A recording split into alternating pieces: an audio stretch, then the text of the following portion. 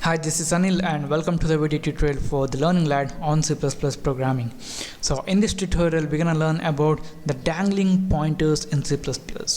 So before beginning this tutorial, I want you guys to show you how to activate the C++11 features in your code blocks IDE.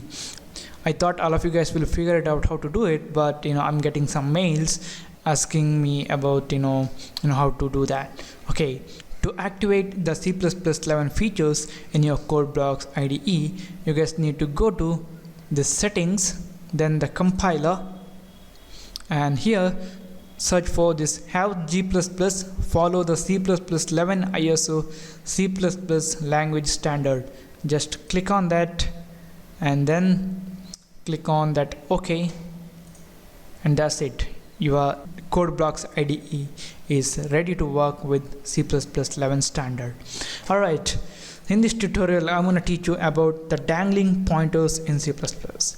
So when we allocate the memory dynamically using the new operator, the memory will be allocated from the heap, or whatever the requirement is there, that will be allocated from the heap, and this new is gonna return the address of the first allocated byte. And if this new fails to allocate the memory, then it's gonna return a null pointer. And the next thing is, when we use this allocated memory and we write a pointer to store the return value, and we use this pointer to access that value stored in the memory.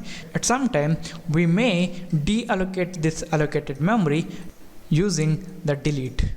At that time, if we refer to this memory location using this pointer, then that is called dangling pointer. So a dangling pointer is nothing but referring to a memory location which was previously used by the pointer, but currently it is deallocated. So in this tutorial I'm going to show you how to write the code so that you guys can avoid the dangling pointer reference. So just for the demonstration purpose, in this tutorial we're gonna write a program which is gonna allocate the memory dynamically to store an integer value. So we need a pointer, and let me call it as pointer. And the next thing that we guys can do is, since I have explained you how to use the C++11 features, you guys can initialize a pointer when you declare it with a value of null PTR, or this null pointer. So this null pointer is a new feature available in C++11. The next thing that we're going to do is we're going to allocate the memory to store an integer value dynamically. So I'm going to write pointer equal to new int.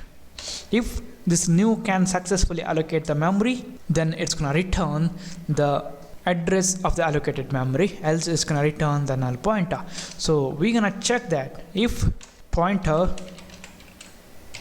is not equal to null pointer, then we want to store the value, else we're just gonna say memory not allocated. Okay, here you're just gonna store the value.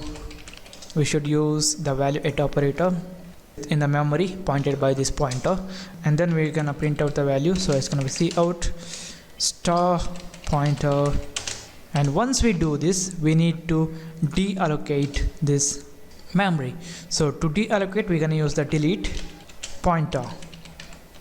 So now I'm gonna save this, I'm gonna build and run this before explaining anything. So you guys can see we got 10. Now when this delete pointer is encountered, the memory location pointed by this pointer will be freed or deallocated. At that time, if we use this pointer to refer that memory location, then that is called dangling pointer reference, and this can crash your program. So how to avoid referencing the dangling pointers is, what you guys can do is you guys can deallocate the memory at the end of the functions, or you are completely done with that pointer, or when you are completely done with the allocated memory, or once you deallocate your memory, you guys can again set a value of null pointer to your pointer. So it's going to be null ptr. So the next time what we guys can do is you guys can compare this whether this pointer is containing any null pointer or what, and if it is not containing any null pointer, then we guys can use that memory. So this is it guys. This is about activating the C++11 feature in code blocks and also avoiding the dangling pointer reference in C++. Thank you for watching and don't forget to subscribe. If you guys have any doubt, don't hesitate to ask us, and I'll see you in the next tutorial.